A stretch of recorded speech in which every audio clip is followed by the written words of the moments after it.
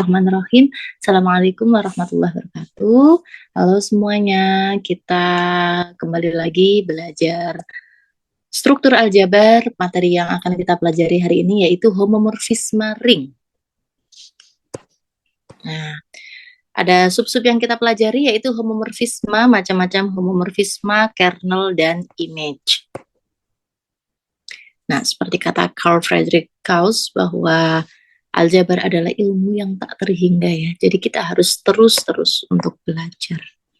Oke, ingat kembali apa yang sudah kita pelajari mengenai homomorfisme grup pada pertemuan sebelum UTS. Jadi kemarin sebelum UTS, dari minggu pertama MK ini kan kita belajar grup dan semuanya ya, subgrup, homomorfisme, sampai pertemuan ke-7. Nah, setelah ini kira-kira dapatkah didefinisikan homomorfisme ya di ring?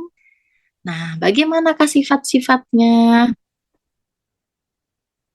Sebelum ke homomorfisme ring, maka kita review terlebih dahulu homomorfisme grup, biar ingat kembali ya. Definisi homomorfisme grup, yaitu pemetaan Pi dari G ke G bar, ini dikatakan Pi-nya, dikatakan homomorfisme ini, jika untuk setiap A, B, di G ini berlaku Pi A B sama dengan Pi A kali Pi B. Artinya apa? Hasil perkalian baru dipetakan, ini akan sama dengan hasil dipetakan terlebih dahulu baru dikalikan. Nah, itu interpretasinya ya. Artinya urutan pengerjaan ini tidak mempengaruhi hasil. Oke. Nah, bagaimana dengan homomorfisme ring?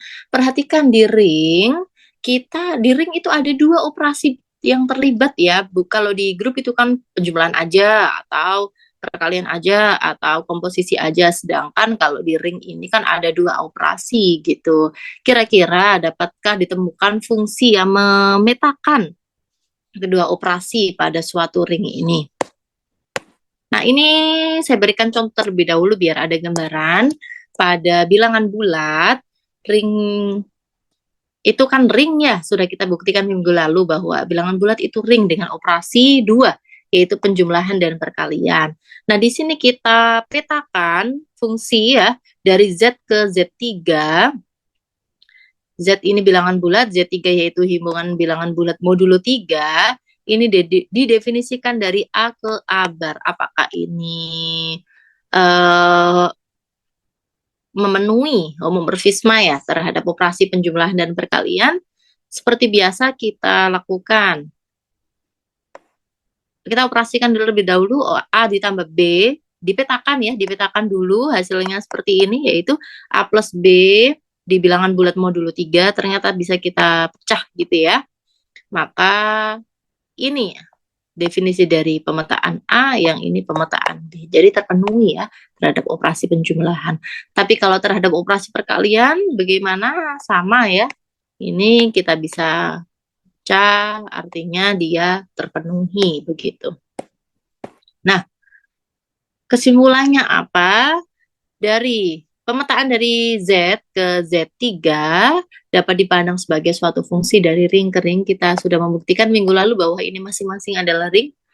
Terus, interpretasinya apa? Ketika dioperasikan dulu dua elemen, dioperasikan dulu ya di dalam ring, baru dipetakan, itu hasilnya sama dengan dipetakan masing-masing terlebih dahulu, baru dioperasikan. Nah, sifat ini belum tentu berlaku di sembarang fungsi ya. Contohnya ini, dari Z ke Z3, A ke 1. Ini ketika kita jabarkan kan G3. Oh, ini hilang ya. Nah, kita lanjutkan. Ini G3 itu dipetakan ke 1. Kalau G1 ke 1 ditambah 1. Nah, ini kan jadi tidak sama ya, makanya dia tidak memenuhi. Sekarang kita ke homomorfisme ring. Suatu pemetaan Pi dari R ke R bar disebut homomorfisme jika memenuhi dua sifat ini. Ketika di grup kemarin kan cuma satu ya, karena operasinya kan cuma satu, penjumlahan aja atau perkalian saja gitu. Nah, karena di sini ada dua penjumlahan dan perkalian, jadi harus di masing-masing gitu dibuktikan. Nah, silakan coba diinterpretasi. Sama dengan di grup tadi ya. Kita berikan contoh nih. Di matriks ukuran 2x2 didefinisikan seperti ini, hasil pemetaannya ini. Ini sama ya, A tinggal dipindah, D yang ini diubah menjadi 0 hasil pemetaannya. Oke, kita coba kerjakan. Ingat, karena ini homomorfisme ring, maka harus membuktikan dua operasi. Karena operasinya penjumlahan dan perkalian, maka kita harus membuktikan ini A1 tambah A2. Ini seperti penjumlahan matriks pada umumnya ya. Nah, ini artinya apa? Dioperasikan dulu, baru dipetakan nih. Bagaimana? Nah, ini tinggal disesuaikan ya. Yang ini tadi berubah jadi 0. Oke. Sekarang, kalau dipetakan dulu, dipetakan dulu, baru dijumlahkan. Gimana? Nah, ini memenuhi kan? Ini sesuai dengan hasil definisinya. Sesuai pendefinisian masing-masing, ini juga sama. Baru kita jumlahkan. Ternyata hasilnya sama nggak ya? Oh, sama persis. Berarti ini terpenuhi. Kita lihat yang perkalian. Apakah sama?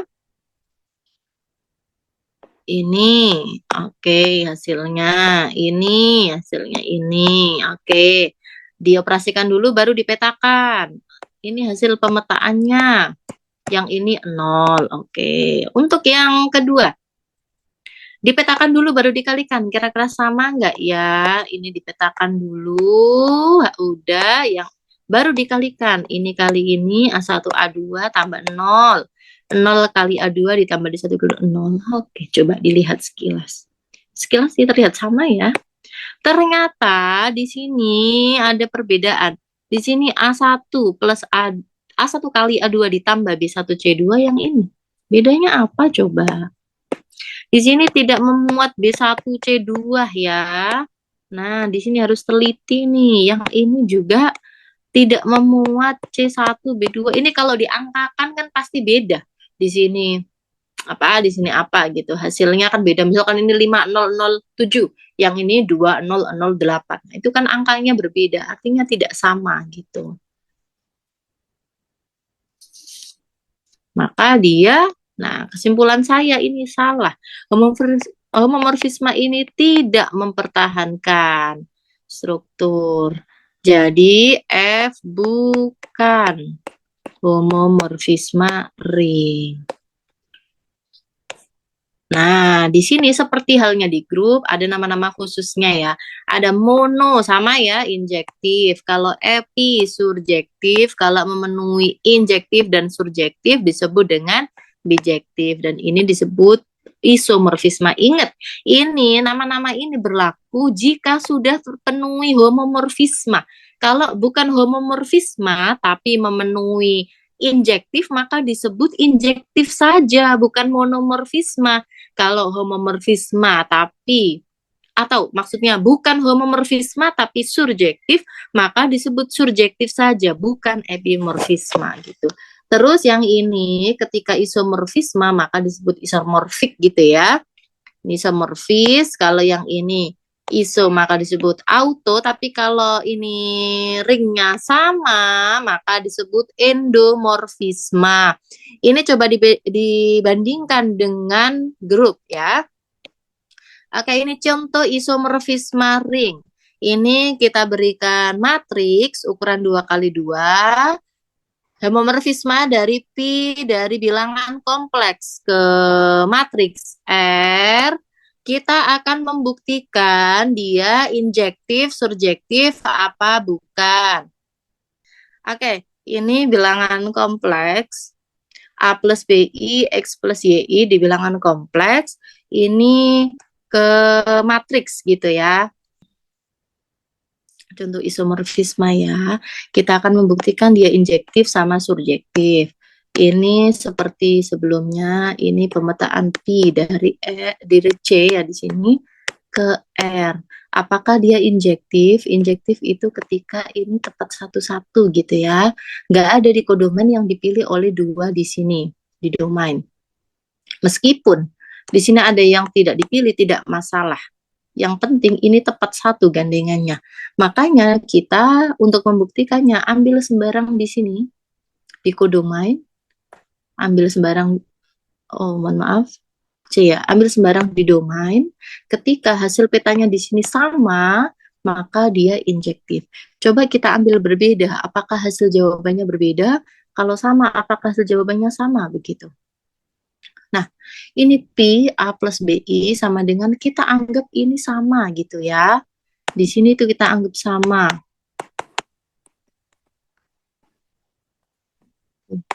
Kita anggap sama. Kalau nanti di sini hasilnya sama, maka dia injektif. Tapi kalau hasilnya berbeda, maka bukan injektif gitu. Oke, Pi A plus BI sama dengan Pi X plus YI. Kita cek, kita petakan gitu ya. A plus BI kita petakan itu jadi seperti ini. Kalau X plus YI kita petakan seperti ini. Artinya apa? Di sini karena sama kan, kita memulainya sama. Ini sama, artinya apa? A sama dengan X, B sama dengan Y gitu. Karena hasil pemetaannya sama, maka ininya sama, hasil pemetaannya, maka apa sih? Ketika Pi A plus BI sama dengan Pi X plus YI, maka ternyata hasilnya A sama dengan X, B sama dengan Y gitu. Maka di sini terbukti Pi-nya injektif ya. Artinya dia satu-satu. Yang kedua surjektif. Surjektif itu seperti apa? Surjektif itu ketika semua elemen di kodomain ini dipilih, nggak peduli dia dipilih oleh satu orang, satu elemen atau dua elemen, yang penting semuanya laku gitu, nggak boleh ada yang tidak dipilih. Maka untuk membuktikan ini kita ambil sembarang elemen di kodomain. Kalau ada pasangan di domain maka dia surjektif. Kalau tidak ditemukan pasangan di sini maka bukan surjektif gitu. Kita ambil di matriks ini, selanjutnya kita bentuk menjadi bilangan kompleks ya. Ternyata ketika dipetakan itu hasilnya ya matriks A ini, maka dia surjektif. Artinya apa? Ketika kita ambil matriks di sini dapat ditemukan elemen di domainnya atau di dalam hal ini dalam bilangan kompleks. Karena surjektif dan injektif dan homomorfisme, maka di sini disebut isomorfisme. Selanjutnya yaitu image dan kernel. Sama seperti di grup kemarin, image itu kan hasil pemetaannya ya kayak yang saya singgung barusan di sini. Nah, inilah yang disebut dengan image. Ini yang dipilih, ini disebut dengan image. Kalau nggak dipilih, ini bukan image ya. Jadi anggotanya itu di FR atau hasil petanya, tapi R-nya itu di R, di domain ya. Kalau kernel itu hasil pemetaan yang dipetakan ke identitas. Karena identitasnya misalkan ya 0, identitasnya di R aksen. Nah, siapa aja nih yang memilih 0? Inilah yang disebut dengan kernel. Jadi kernel itu anggota himpunan bilangan di domain atau di R yang hasil pemetaannya itu adalah 0. Oke, ini contoh biar semakin paham. Didefinisikan pemetaan dari bilangan bulat ke bilangan bulat, tapi definisinya berbeda. N, ini dipetakannya hasil pemetaannya yaitu 2N. Kita akan buktikan ini semua. Yang pertama, di sini harus hati-hati banget ya. Penjumlahan.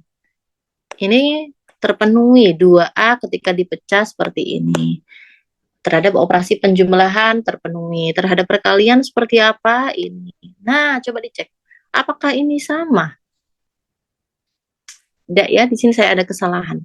Jadi harus teliti. Ini maaf ya, saya buru-buru bikinnya jadi ternyata ada yang kurang tepat. Di sini artinya apa? Bukan homomorfisme ring. Karena salah satu ini nggak terpenuhi gitu. Ingat, Karena bukan homomorfisme. Nanti selanjutnya nggak ada istilah epimorfisme, monomorfisme, endomorfisme, isomorfisme, nggak ada. Tapi kalau misalkan memenuhi surjektif ya surjektif saja, memenuhi injektif injektif saja gitu. Kenapa? Karena homomorfisme saja nggak terpenuhi gitu ya. Nah ini apakah epimorfisme? Pasti tidak ya, karena homomorfisme saja enggak. Tapi kita cek apakah dia surjektif. Nah di sini untuk setiap bilangan bulat M tidak ada N yang memenuhi ini. Oke. Jadi karena yang dipilih tadi 0 dipetakan ke 0, kan kedua N ya. 1 berarti dipetakan ke 2 kali lipatnya, 2 ke 4. 3 ke 6. Artinya apa? Di sini ada bilangan yang dipilih nih. 1, 3, 5 nggak dipilih. Berarti dia bukan surjektif. Kenapa? Karena tidak semua hasil pemetaannya ini tercakup gitu. Jadi dia bukan surjektif jawabannya. Apakah dia epi? Jelas bukan surjektif, bukan homomorfisme gitu ya. Yang ketiga, monomorfisme itu injektif. Apakah dia injektif? Iya, kenapa? 0 dipetakan ke 0, 1 dipetakan ke 2, 2 dipetakan ke 4, 3 dipetakan ke 6. Tidak mungkin 6 dipetakan oleh dua domain yang berbeda, 3 sama 100 misalkan. 4 pasti yang milih itu cuma 1 gitu, hasil pemetaannya cuma 1. Meskipun di sini ada yang nggak dipilih nggak masalah kalau injektif ya. Yang penting semuanya gandengannya cuma 1 gitu di domain. Artinya dia memenuhi injektif. Oke, injektif terpenuhi. Tapi apakah mono? Bukan ya. Kenapa? Karena bukan homomorfisme. Jadi cuma injektif saja. Apakah iso? Jelas bukan. Kenapa? Ini tidak terpenuhi homomorfisme. Injektif, yes, sebenarnya tidak terpenuhi. Yang terpenuhi hanya injektif ya. Jadi otomatis bukan homomorfisme. Oke, selanjutnya kernel sama image. Kernel itu hasil pemetaannya yang dipetakan ke 0 atau identitas di R aksen. Pasti cuma 0. Kenapa? 1 kan ke 2, 2 ke 4, 4 ke 6 dan seterusnya. 100 ke 200, 1000 dipetakan ke 2000. Yang dipetakan ke 0 ya hanya 0 saja, makanya kernelnya yaitu himpunan 0. Image. Nah, ini yang saya singgung tadi. Ini. Image adalah yang dipilih saja ini. 0, tadi kan hasilnya 0, 2, 4, 6 gitu ya. Jadi yang dipilih cuma 0, 2, 4, 6, 8, 10. Ternyata kalau dicek semuanya itu adalah kelipatan. Ya, kelipatan dari 2 atau bilangan genap. Inilah yang disebut dengan image. Hasil pemetaan yaitu 2N, N di Z, atau bisa kita tulis 2Z gitu, himpunan bilangan genap. Oke, sudah selesai. Nah, silakan didiskusikan apa sih hubungannya homomorfisme grup dengan ring. Bedanya apa sih? Miripnya apa? Yang nggak dimiliki apa? Itu harus didiskusikan gitu. Dan kalian harus teliti ya. Seperti saya tadi ada kesalahan, jadinya kemana-mana gitu ya. Jadi harus teliti banget di sini. Terima kasih. Silakan didiskusikan dengan teman-teman yang lain. Minggu depan kita akan melanjutkan materinya. Oke, terima kasih. Semoga sehat selalu. Saya akhiri. Wassalamualaikum warahmatullahi wabarakatuh.